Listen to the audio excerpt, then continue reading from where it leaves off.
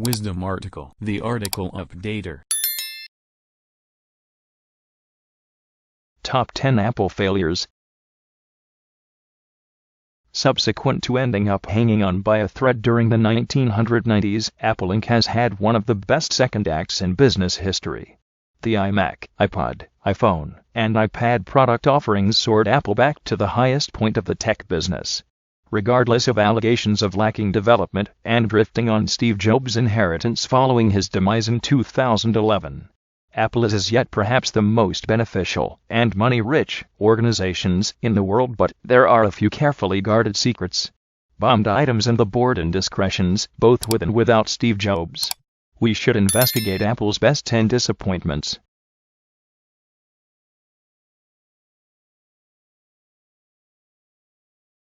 At the January 1984 item dispatch for the Mac, Apple demonstrated the Creative Business 1984, which additionally broadcasted during the Super Bowl that year. That business, coordinated by popular chief Ridley Scott, is currently amazing. Publicizing Age put the business on its rundown of the best promotions of all time for a development. Apple and its publicizing firm, Giant Day, purchased advertisement time for the 1985 Super Bowl. Ridley Scott wasn't accessible this time around, so his sibling, Tony, coordinated the new plug, Lemmings, all things being equal. The advertisement was to advance the idea of the Mac Office, which was not an item in a sense, but rather a heap of advances that would permit a gathering of Macs to be arranged to handily share documents and printers. Lemmings indicated a gathering of finance managers wearing suits and conveying folder cases, aimlessly following one another and strolling off a precipice. In light of the voiceover's guarantee of the Macintosh Office, the last individual stops. While 1984 had been dull however motivational, Lemmings was viewed as offending to the clients it was attempting to draw in 10 after making the best business ever. The new advertisement flagged the start of a dim period for Apple. Before the year's over, Steve Jobs was gone and Microsoft had started their walk toward predominance with Windows on each viable PC. In spite of little triumphs to a great extent, Apple didn't completely recuperate until Jobs revealed the iMac in 1998.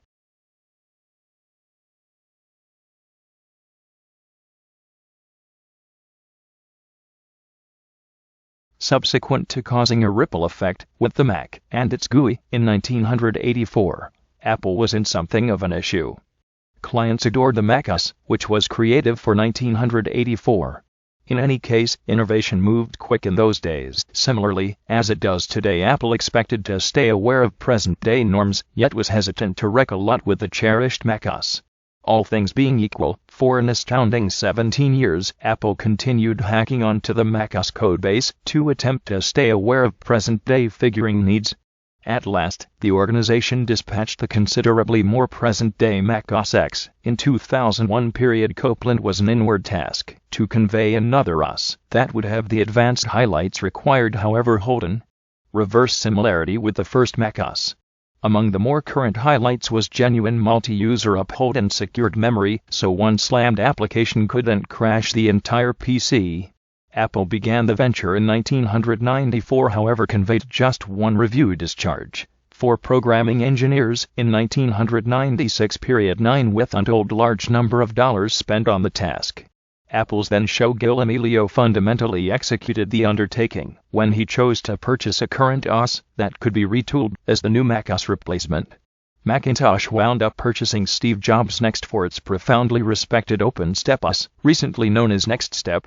Taking Jobs back to Apple after the 1985 meeting room overthrow that prompted his departure, Copland might be known uniquely to the genuine Mac dependable.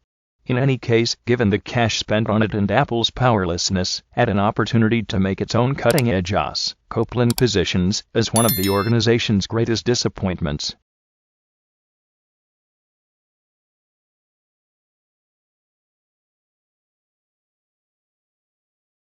Never knew about the Pippin. Numerous outside of Japan haven't, by the same token. This was Apple's conditional invasion into the gaming console market. However, rather than making a committed support, they repurposed the internal parts of the Macintosh Classic 2 into something that appeared as though a gaming machine and incorporated a game controller. It's difficult to state what Apple was attempting to achieve.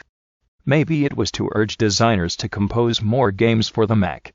Or then again perhaps it was to slip into the support market by utilizing existing equipment, as opposed to spending rand cash on another stage.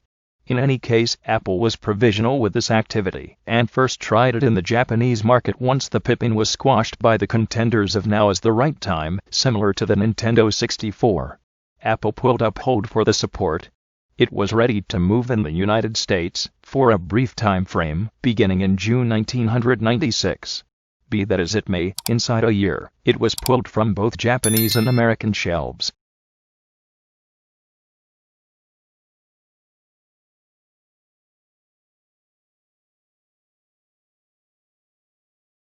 The PCs we, as a whole, use today have a graphical GUI. This implies that our screens have symbols, which we snap or tap. The records and registries on our hard drives are spoken to by document and envelope icons, but before the GUI insurgency, PCs were generally text-based undertakings.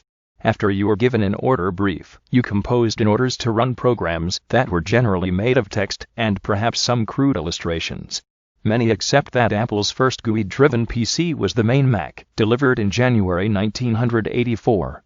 Yet, Apple's Lisa, with a comparable GUI, was delivered an entire year sooner in January 1983. 7 Although inventive for Now Is the Right Time, the Lisa was disabled by two significant components.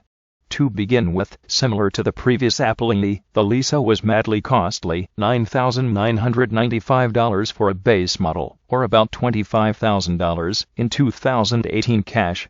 Second, it was extremely moderate, fueled by a modest 5 MHz Motorola 68000 processor. Those after the tech business realized that Apple likewise had the Mac in progress, and it was relied upon to be quicker and cheaper. Sure enough, after a year, the Mac transported with a similar 68000 Q, however running at 8 MHz, a 60% speed support over the Lisa. It didn't take purchasers long to sort out that the Mac was a superior arrangement.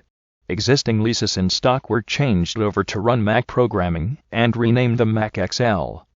And those that actually didn't sell ended up in a landfill.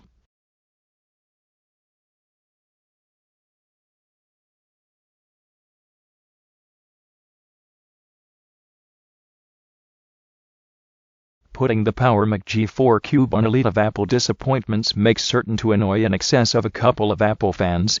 The wonderfully planned workstation actually has its fans around 18 years after its delivery. It's even highlighted in the New York Museum of Modern Art 6. But with the Cube, Apple overestimated how much their clients would pay for magnificence. A base model retailed for $1,799 without a screen, while an all the more remarkable and undeniably more expandable PowerMac G4 Tower was accessible for $200 less. Numerous who needed a Cube held up until it hit the pre-owned market, where the Cube could be had at a cost more in accordance with its specialized specs introduced in July 2000. Apple understood that the Cube wasn't selling and dropped it from its product offering simply a year later in July 2001.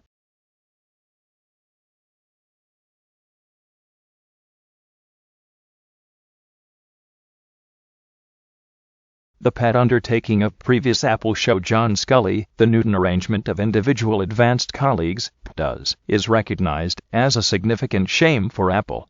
From numerous points of view, the different Newton models were relatively revolutionary, however experienced one deadly flaw before the Palm Pilot does of the last part of the 1990s and mid-2000s and the cell phones of today.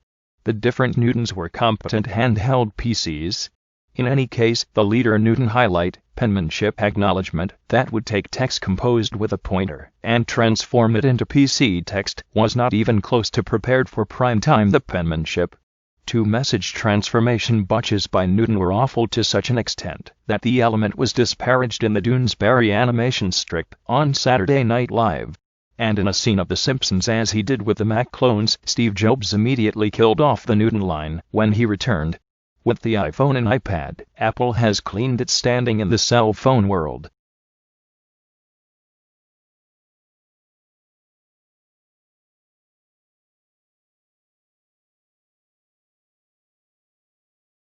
Microsoft Windows picked up predominance in the work area processing market by running on IBM's PCs as well as on the large numbers of IBM-viable clones that began to spring up in the 1980s. Apple took an alternate methodology. If you needed to run the Mac OS means working framework, you needed to purchase a Mac. Starting during the 1980s, a few chiefs inside Apple pushed for the organization to either make a form of the Mac OS for IBM-viable PCs, or take cues from IBM, and permit Apple equipment to be cloned. These thoughts were constantly subdued until 1994. By then, Apple was in critical monetary waterways. In 1995, Apple attempted the clone thought and allowed Mac OS licenses to clone Creator Power Computing.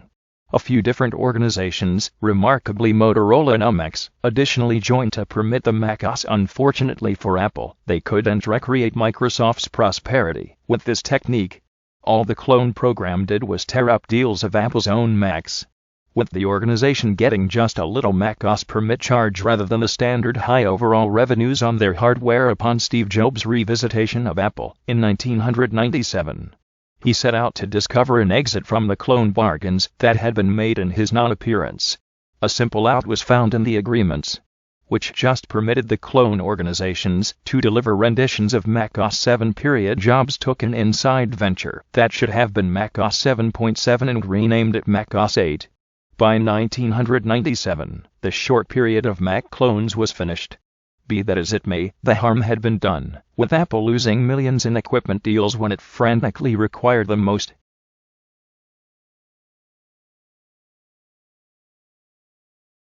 At the point when the Internet was first made accessible to general society, numerous newcomers to the data interstate didn't understand that all they required was an Internet association and an Internet browser to get on the web. This prompted the ascent in notoriety of administrations like AOL, which gave dial-up Internet access as well as applications that guided the client on the best way to get to the numerous highlights of the net. Apple made a disastrous raid into AOL region with eWorld, which gave a town illustration to the Internet. Excessive costs for dial-up helped eWorld's accessibility for Macs just when 95% of PCs ran Microsoft Windows. Bound eWorld from the start launched in June 1994. eWorld was dead by March 1996. Endorsers who dispatched the application after that were given a message that eWorld was not, at this point, accessible.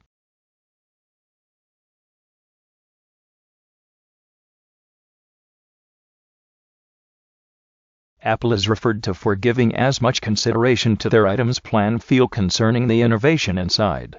At the point when Steve Jobs presented the main iMac in 1998, another pattern in PC configuration was dispatched. Beige boxes were out, bright clear plastics were in. This theme stretched out even to the iMac's round mouse. Occupations announced it to be the best mouse ever made, yet even before the iMac sent, individuals were dubious. What came to be known as the hockey puck mouse was outwardly fascinating yet horrendous in regular use.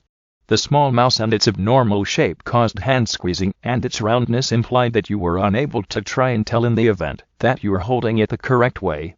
A later update added an indent at the highest point of the mouse so you could feel where the top was. Immediately, there was a business opportunity for two new items. One was a snap-on bit of plastic that gave the iMac's mouse a more conventional shape. The different was an entire bundle of new mice that had traditional shapes, however held the clear plastic aesthetic. As for Apple, they before long quit fabricating the hockey puck and proceeded onward to substitutions like the Mighty Mouse and the Apple Magic Mouse.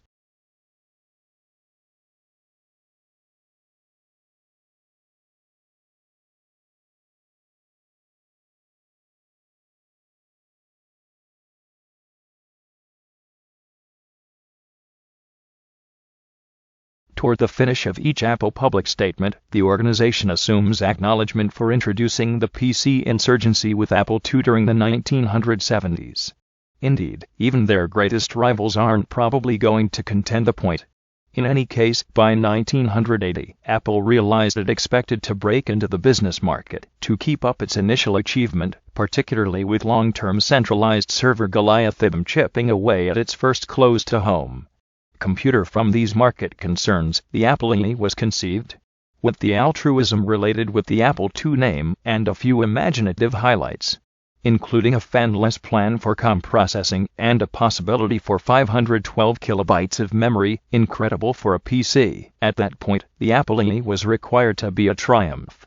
In any case, when the machine transported in fall 1980, Apple was going to endure its first major embarrassment. The Apple II was very nearly a non-starter, dependent on its cost alone.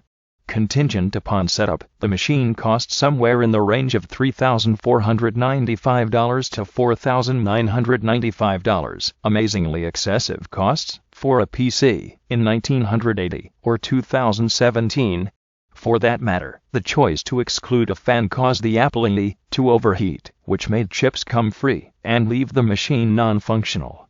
In a strange bit of technical support, Apple suggested that clients lift the machine 5 centimeters into the air and afterward drop it to reseat the chips. One with the excessive cost, non-functioning machines, and silly tech fix, the Apple II passed on a snappy demise dependent on standing alone.